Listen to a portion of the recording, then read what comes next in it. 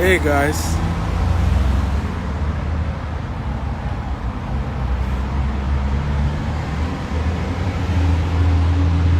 how are you guys doing today?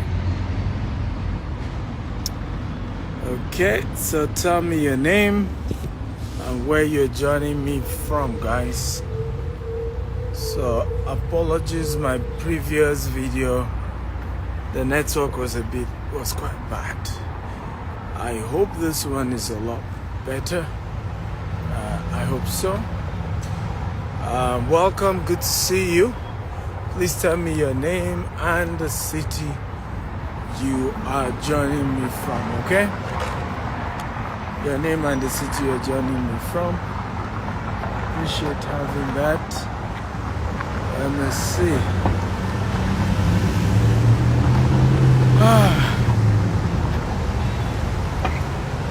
Let me see who is here. Hey, the one and only Bengade Inka the first. Thank you, sir. Good to have you here. Bosun doing pretty good. Chibere from Lagos. Who else is here? Tell me your name and where you are joining me from. Okay, Faith Miracle Irabo. Faith, how are you? Welcome. So, today I'm talking about invest today and enjoy luxury tomorrow. Okay, invest today and enjoy luxury tomorrow. One of the major thing, and Catherine from UK, good to have you. Oida Mola Ibadan, Bellamy from Port Harcourt, all of you welcome. And Benga Dinka was in season 1 of a show that I do called Investment Charts in a Rolls Royce. And one of the reasons why I did that show, I realized that the people who want luxury the most are usually those who haven't worked enough for it. Okay? So you see, people haven't worked enough for luxury, but they want to experience it, right? So I decided to say, you know what? And when you talk about investment conversation, they don't even want to attend those conversations about how to build wealth, subject around money and all that.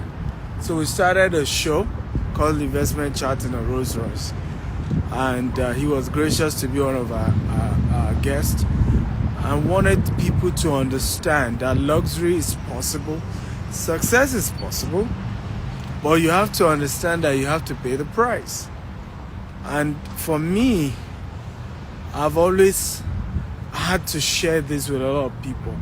How do you pay for success? How do you pay for luxury? When do you pay for it? How early do you need to pay for it? And I started with having this conversation because one of the major things that changed my life was early in life. My mindset shifted from just admiring successful people and wishing I'm like them to asking myself critical questions like, how did this person make it? You know, what did this person do? How did they get to where they are? And I'm happy I had that mentality early to ask those questions like, what did they do? How did they qualify to enjoy certain things early? And because I had that mindset early of asking this critical question, how did they make it? Okay, so this man is entitled to this. What did he do? He has a private jet, he has a yacht, he has Rolls Royce, he has all of this. What exactly did he do? The owner of the Spirit of Baltimore, this majestic cruise boat. Somebody owns them. There's a beautiful yacht there I'm going to show you very soon. Somebody owned these things, right? What did they do to be in a position to be able to own it? And what I've learned over time is that many of them had certain funds, and of course some inherited it, some had to work hard and save enough money so that they could afford those things, right? But either way, there has always been that point that there was something called delayed gratification that people who enjoy luxury legitimately have had to do. I remember a story of a gentleman. My friend, he partnered with my friend. He's a very skillful guy when it comes to fashion. Extremely skillful. Can you guys hear me, by the way? If you can hear me, type I can hear you. I love a very interactive class. I love a very engaging class. And so I need you guys to engage and talk, and let's have a great conversation today, okay? So if you can hear me, just type I can hear you, and feel free to share this video with your friends and invite a lot of people to join us as well in this conversation. Feel free to comment and contribute to the subject matter, okay? So this gentleman partnered with my friend in Dubai and set up his fashion, showroom. Okay, thank you all. I can see you can hear me. So he set up his, fashion business. My friend put in the money, but he had the skill. And they partner 50-50 ownership. Only for my friend who brought the money for setting up this fashion company in Dubai could not afford private jets. But the guy who practically was even leaving his house, okay? And did not even drop money to set up this company, suddenly he started seeing the guy in a private jet. Private jet.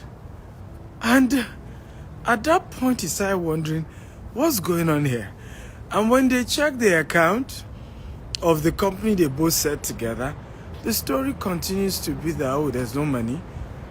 Employees were not even paid for months. Okay? For months. Only for and there's, I'm sharing this story for a reason, because some of the most hardworking human beings I've ever met are Nigerians.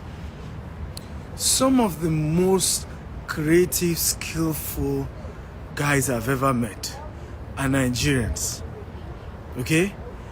But lack of patience is one of the reasons why many of us run into trouble.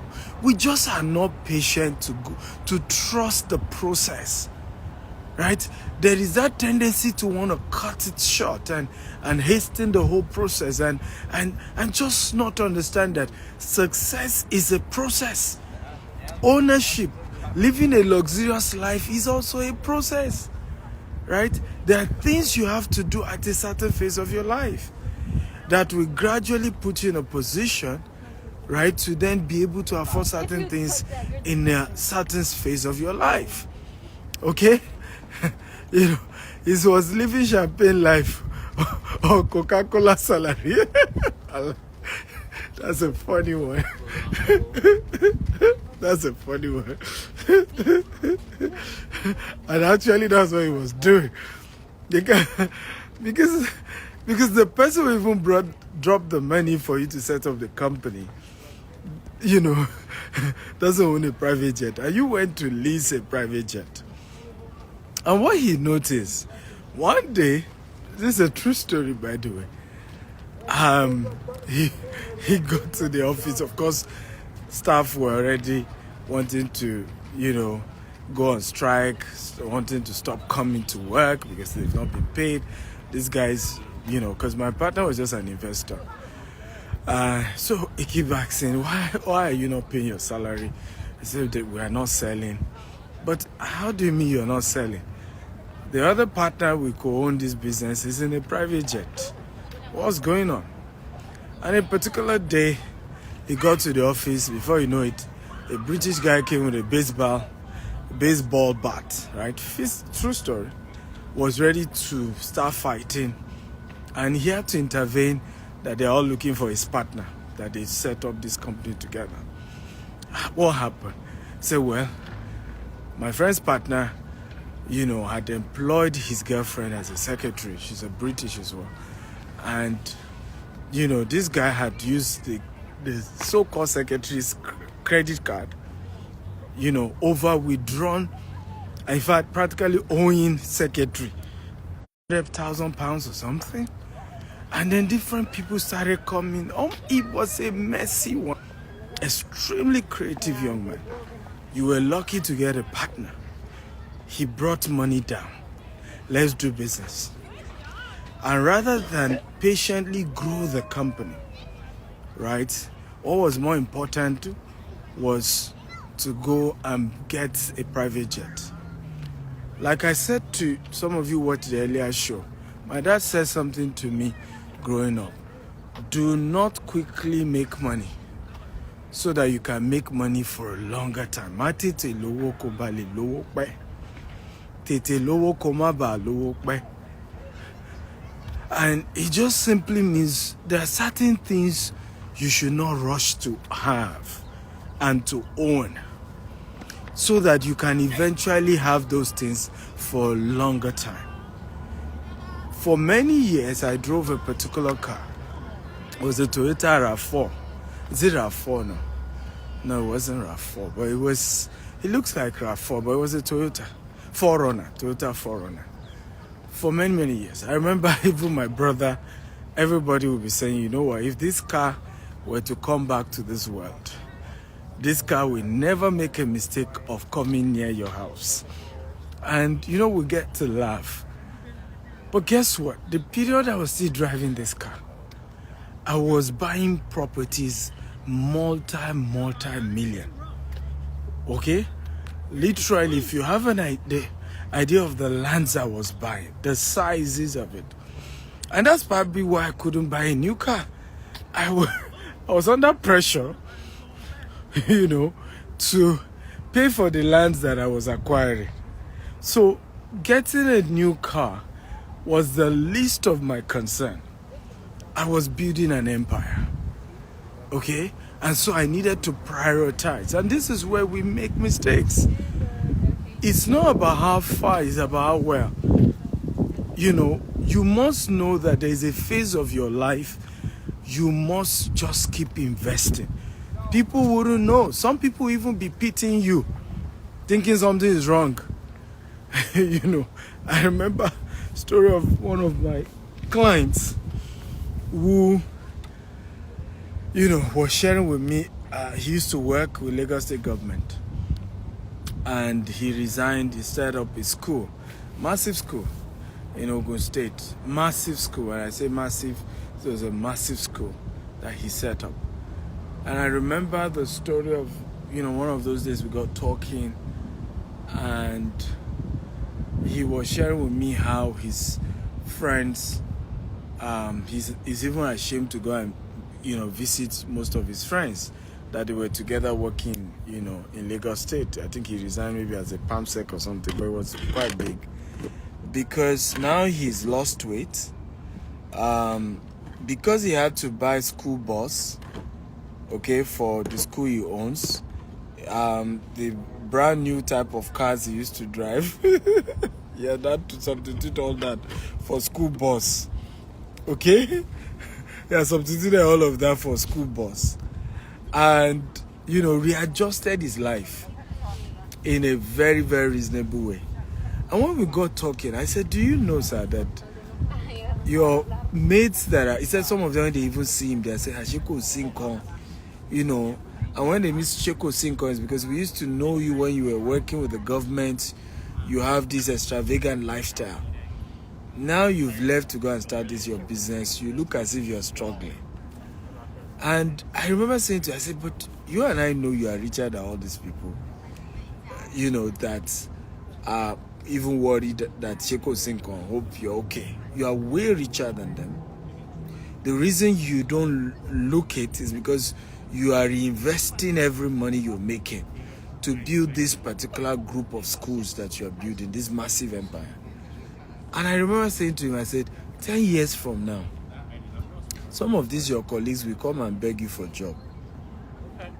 Okay? And some will claim it was the devil that made them to suffer. and not to be in a good position. Meanwhile, in reality, what happened was that they did not invest early. The season they were supposed to invest, the season they were supposed to take a risk like he was doing, he started buying land, started building schools. They were not investing. And in their latter years, your own life will not be okay. And that was what started happening to him, because after a while, his life started getting better. Today, I'm seeing him in Barcelona. I'm seeing him in this. True story. Things have changed. He's always on vacation with his wife. and of course, the people who used to mock him, okay, are not able to afford the lifestyle. So again, luxury, if you want to call it luxury, because luxury is actually is a function of what you want to call it, really, because what you call luxury sometimes is not luxury for some people. For example, for me now, a private jet is not luxury for me. It's a logistic tool, because I travel a lot, as you know. I'm currently in Maryland. On Friday, I'm finishing my event in Maryland, immediately leaving for Atlanta, Georgia. Next week, I will leave Atlanta for Houston, and also from Houston, I will be going to Singapore. From Singapore, I'm going to London. From London, so you can see my itinerary. So having a private jet makes my life easier, my movement easier. But the point is this, and this is very important that we take note of it. There's a phase of my life that I was driving a very rickety car, and some people were thinking something was wrong with me. But today, the same people know that there was nothing wrong with me. It was a season I had to invest in buying more land, in investing in properties, and today I'm reaping the fruit of that struggle, that tough investment that I made. But the benefits are there, because some of the property I bought for $500 are worth over $50,000 today. And if I didn't take that sacrifice to say, I'm going to buy this, even the $500 wasn't easily available, but I prioritized it. I was living in a very far neighborhood. I remember getting a mail, because I had my office in Ikeja. Are you learning, by the way? Let me be sure we're learning. So it's not just I'm talking. Are we learning from this? If you're learning, type I'm learning. I love a very interactive crowd. It helps me to know that you can hear me, and help me to know that what I'm saying is adding value. If you are hearing me, kindly share and get more people to come learn. And so today, the sacrifices of buying land in those days, right, and being seen as your head is not correct. Some clients will even buy the land from me, okay, and later come back and say they wanted their money back. And if we hesitated in paying back their money, they are going to shout that we were scamming them. These were all I went through. Today, the same people are calling back. The same people are calling back, and I heard the land I bought and I asked for refund. I heard the land is now worth, it's now worth X amount. It was people that were telling me, you people were kinikon, I'm sorry. I'm not angry. It was your opinion and you are entitled to it. And so in the journey of living a life of investment, people will mock you. People will think something was wrong with you. Yeah, we used to have our office in the Ogba. My office was in Ogba. I had one also. My first other office in Lagos was in Ikeja, Nuruddin Street, off Anifowoshe or Akinremi or something. And it was not far from Computer Village. Meanwhile, I was living in Songwater. Yet, my office was in Ikeja. And why was I living in Songwater? The cost of renting a house in Ikeja as well was way too much. It was going to be too expensive. So it was better for me to live in the outskirts of Lagos and then have an office, because it's the office that is a cash producing asset. the house I live in is not a cash producing asset, it's a liability. And a lot of people don't even understand that. We don't understand the difference between an asset and a liability. We don't understand the difference between, putting money into a source of cash generation, and that certain things that we put money into are not an asset. Your house that you live in is not an asset. Okay? And that's why a lot of wealthy people, including Elon Musk, did not rush to build their own house. Elon Musk does not have a house up to now. He rents the house that he lives in. But, and again, it's part of what we're talking about. Invest today and enjoy luxury tomorrow. And you ask, why is Elon Musk still living in a rented apartment? For him is that at his level, the kind of house he's likely to live in, is probably going to build it for 50 to 100 million. That $100 million, Tesla still needs it. SpaceX still needs it. Which other company he owns? Right? Twitter. He still needs that money to keep putting into the business. So it's better he's leasing, right? Instead of putting a whole $100 million to build a house that is befitting of him, right? He would rather pay $500,000 annual rent, okay, and reinvest the $100 million to generate far more cash flow.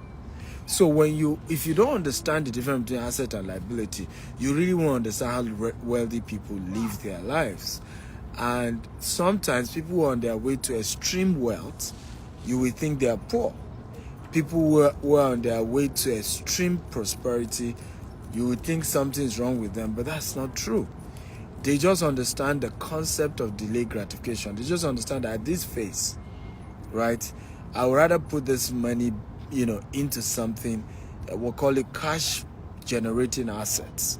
I would rather put it into that. And later on, I will be in a position to be admired and to be envied. So do not envy anyone. Ask them how they invested years ago. Because ultimately, money is a reward for the risk you took in investment, right? And once you take that risk, years later, you are grateful and you're enjoying the benefit of it. You refuse to take the risk of investing early in your life in things around you, and you're scared, and and you're bothered, then you then see that at the end of the day, you are not as rich just because you didn't take the risk. I give you an example. I shared with somebody a real estate risk I'm taking. Okay, here in the US. By the time we're done with the whole estate, we will not put in less than $200 million in this particular new project. And my friend was scared for me. And as he should be. So I remember he said to me, why not do smaller projects? This land you're looking at building almost 500 units will be on this property. No, over 200 units, sorry. Over 200 units. Why not do the smaller 30 units and all of that? And he said, this will stress you. He said, this will stress you. And I replied, I said, I love the stress. I want to be stretched. He said, but this is going to give you pressure. I said, I love pressure. I'm the king of pressure. I will burst into laughter. Okay?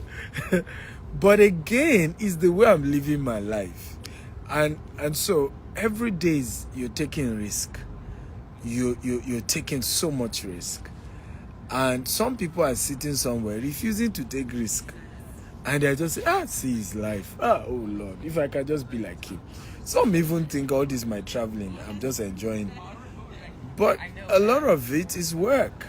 It's strategic. It's expansion. It's growth. Okay? Good to see you, my sister. Billionaire Lola, how are you today? So Billionaire Lola is asking, what do I think about investing in Badagry? Why not? We're launching our estate in Badagry very soon. And Badagry is fantastic. It's a good place to launch. It's a good place to invest. The problem isn't about location. The problem is anywhere in Lagos is good, so you don't even need to ask that question.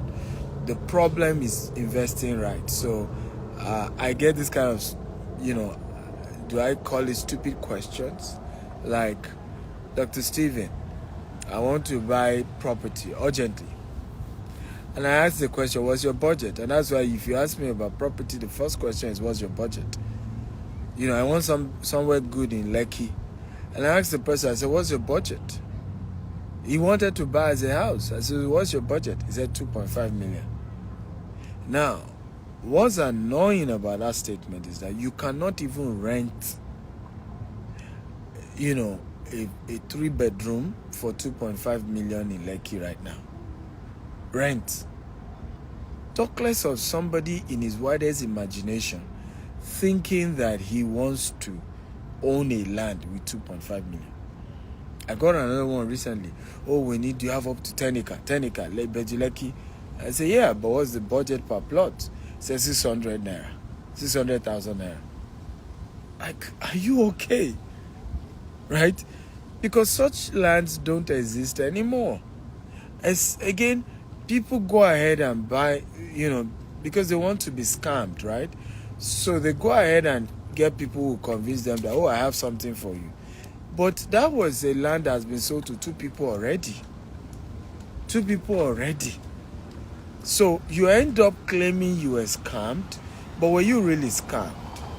I have this statement I always make, and it's like a joke, and I've always said it over and over again, that an average Nigerian, talks and behaves like he or she is a scammer. And so what then often happens is, who gets scammed first?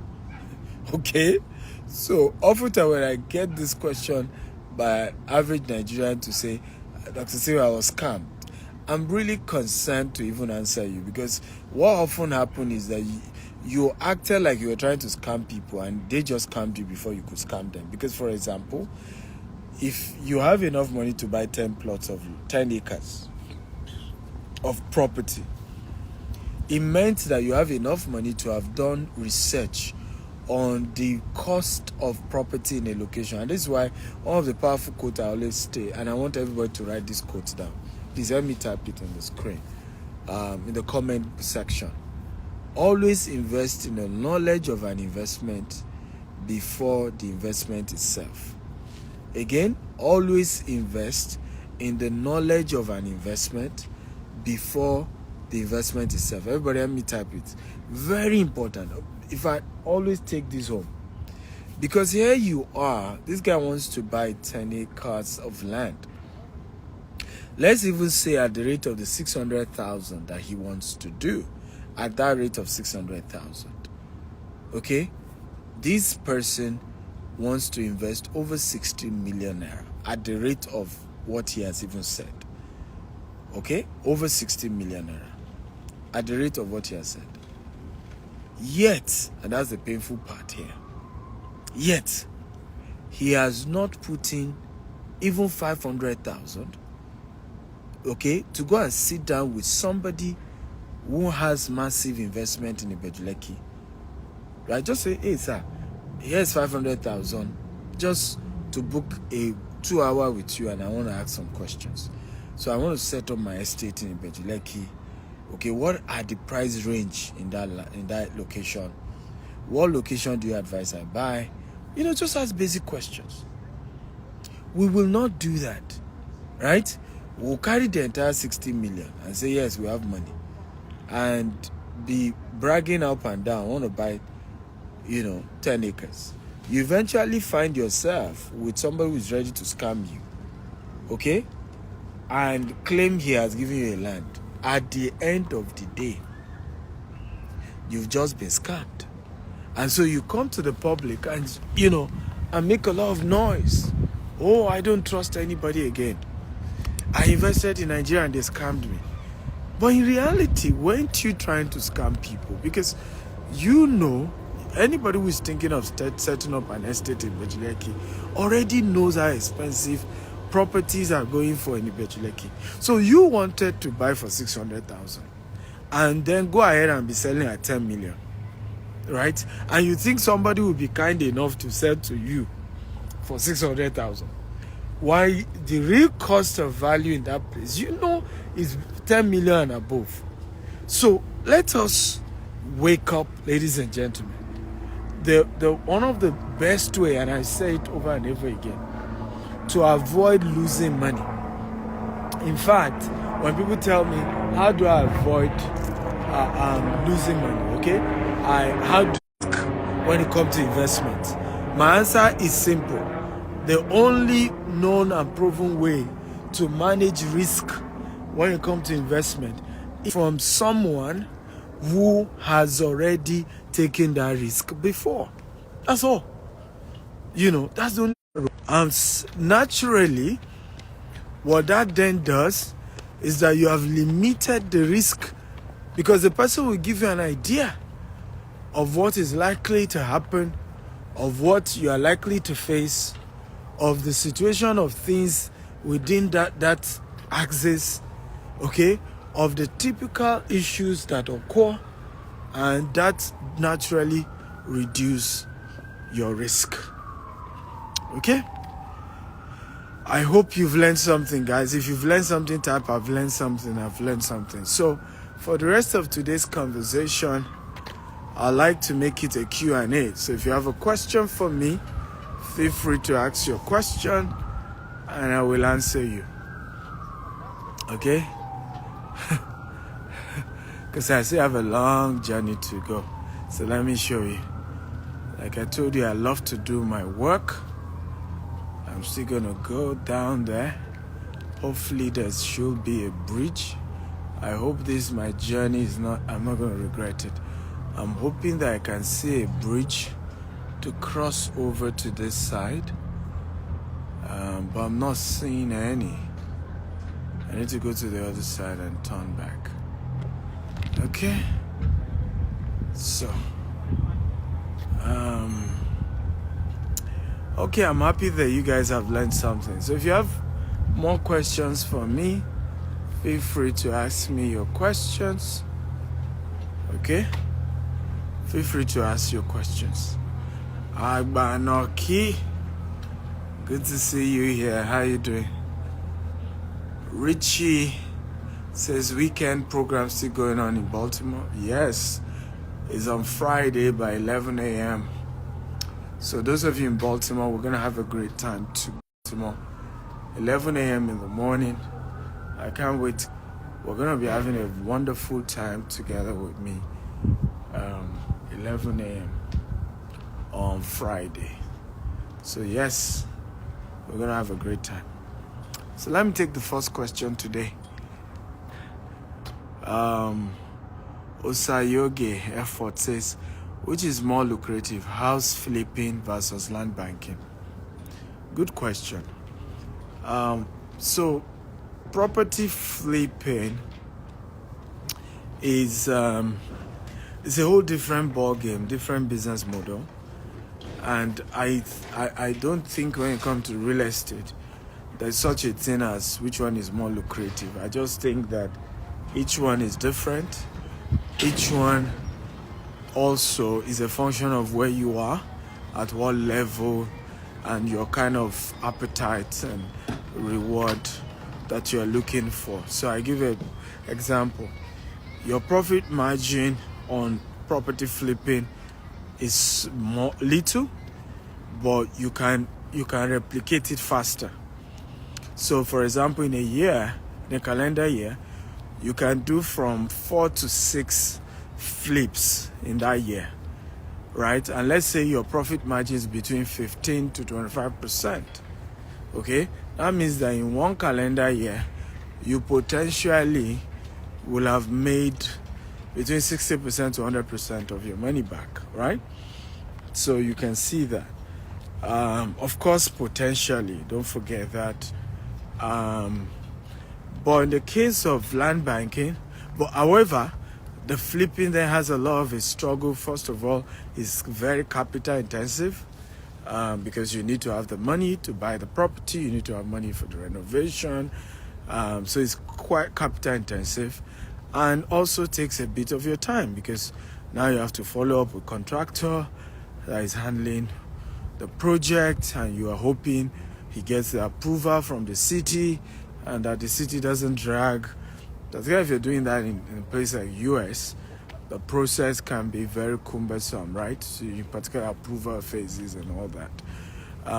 So that's that for that. Now, in the case of land banking, it's less demanding, because if you buy the land from the right source, particularly the type we do at GTEX Homes, we are like not just the person you're buying property from, we're also your property manager. We fence the property around, we have security people on site, we do everything to make sure the whole place is well protected, right? And based on that kind of structure that we run, it's important to know that, you are quite safe, right? And you don't have much work you're having to do. However, it takes a longer time for the return on investment to occur. You can't do land banking and think that in 1 year you are getting returns. You are looking at between 5 to 10 years. So again, it's a function of, what's your appetite? How long do you want your money back? How patient can you be? So it's difficult to begin to say, which one gives you more versus which one, because again, it depends on who you are, it depends on the capital you have, it depends on, your own investment appetite as well. I hope I've answered you. The second question is from Mr. Bonner _G. If you are making less than $1 million a year, can you invest in real estate, or what can someone invest in? Beautiful question again. Remember, we're doing Q&A for those of you just joining us. So if you have a question, you can feel free to type it and I'm going to give you an answer. Very good question. So my advice to someone earning less than $1 million, so that's between $500 to maybe $800 a month. A year, in fact, I think he said a year. That's very low. But my advice is always that you, number one, look for a way to make more money. And the way to make more money, and hear this very well, and I want to be sure I'm giving you good advice. Way to make more money is not necessary to quit your job. Okay? The way to make more money is to learn a high-paying skill. Okay? Can everybody type high-paying skill? So there are certain high-paying skills that your ability to get them reposition you financially. So I give you number one that I love and I do more is selling. Okay? People who have capacity to sell will always make more money. It's a law. It's a universal law and does not change. Okay? People who have capacity to sell will never be poor. So you could acquire the ability to sell. Build that selling skill as a person.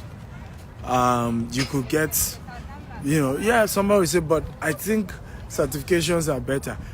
That's true, but those ones changes. E.g., those who rush, during COVID, right?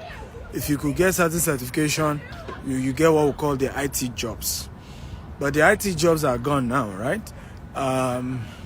Because COVID is over, all these companies need everybody to resume back to work. They've tried the working from home thing, and they've all realized that the productivity is not at par. The productivity level is very low. The working from home concept, right?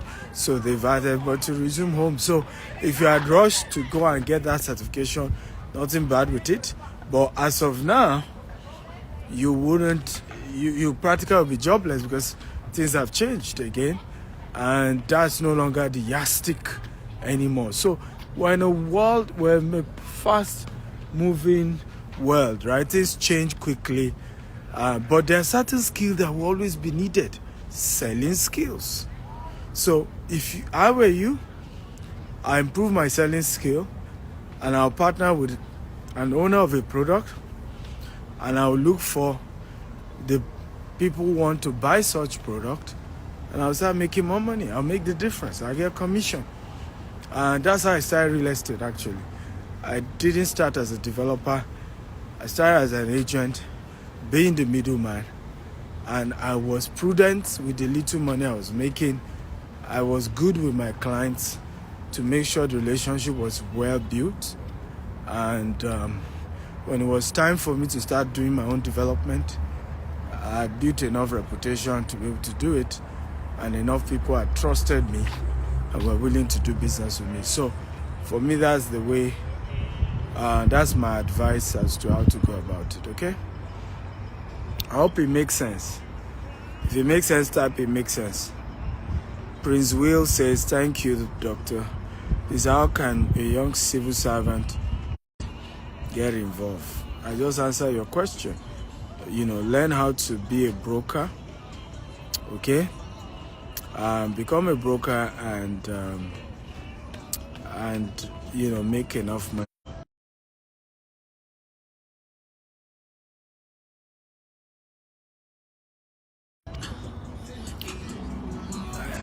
So you have to spend money on advert. I realize one of the reasons why a lot of realtors don't make money. It's not because there's no money. It's because they are not willing to put in enough money in marketing. And if you don't put in enough money in marketing, the truth remains that there's a limit to how much money you can make as well. So you have to be willing to pump money into marketing. Paid advertisement is a critical one.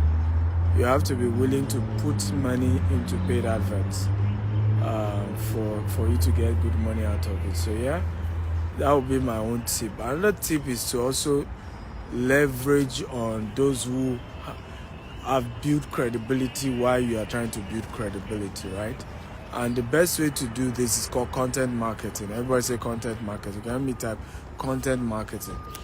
So for me, one of the concepts I did was to always look at it and say, who are those who have built credibility that I can then use content marketing for us to teach, and in the process, naturally, I become the go-to person. Because one of the things I've done with my business is that I didn't just become that guy that is successful selling real estate. It's one of my biggest, strength. Whenever I analyze my life and my success, right? One of my strengths is the fact that I'm not just known as a guy that is rich and made money from real estate. I'm known and seen as the guy who gives you the best advice, the best concepts, who understands how the real estate industry works. I'm known as the thought leader who can guide you, on how best to invest, when to invest, how to get good returns. So that whole approach to it has helped me to get even, what money can buy. Good name, out there. And that's also important in the business. So look for people who have built credibility and use content marketing to push your brand. Seed of Gold says, sir, how relevant is sweat equity in real estate? Well, as relevant can be. Okay, relevant as relevant can be. But it's usually from the perspective of marketing, right? Your sweat equity is only as important as the funds you're able to bring into the deal. So don't go about telling people you've brought in sweat equity when you haven't brought in liquidity, right? Real estate is a cash business. It's about the money, it's about the cash. And so if you want your partner to respect your contribution, gross, you have to bring You have to bring liquid to the table. So I always advise that whatever it is you're trying to do or you claim you are doing or you are adding, always ask yourself that simple question. What cash capital or cash have I been able to inject into the deal? Okay. Nancy Valentine says, what happened in the house? Okay. Well, by now you should know what happened.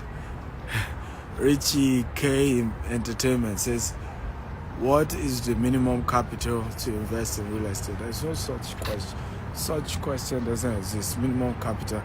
There's really no such thing as minimum capital. All right? Because it depends on where you are. It depends on what location. We do real estate all over the world. Nigeria, Dubai, US, UK. And so, different environment, different location.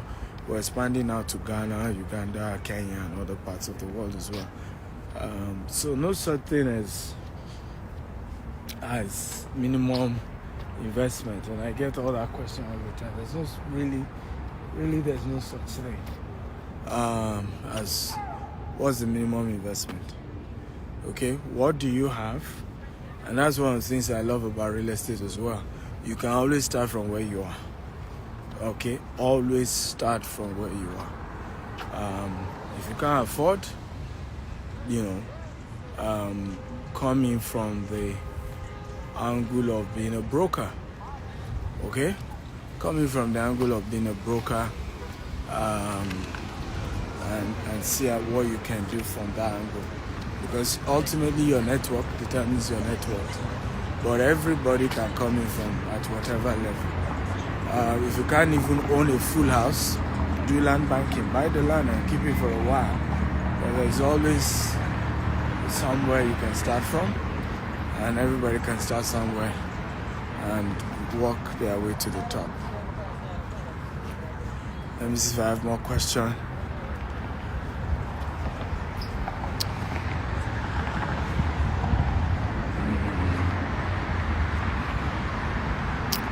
Sage says, I saw a flyer of GTEX Homes launching in Benin soon. As a realtor in Benin, I would like to work with the team. My brother, you know how to work with the team by now. It's GTEX and associate.com. They're the ones you're going to work with. Okay? So just talk to GTEX and Associates and you can get onboarded. We're coming to Benin and all the southeastern states as well. Yeah. Okay. Thank you all for watching today's show. I hope you learned a thing or two. I love you all and God bless you all. Have a wonderful day ahead. Bye-bye.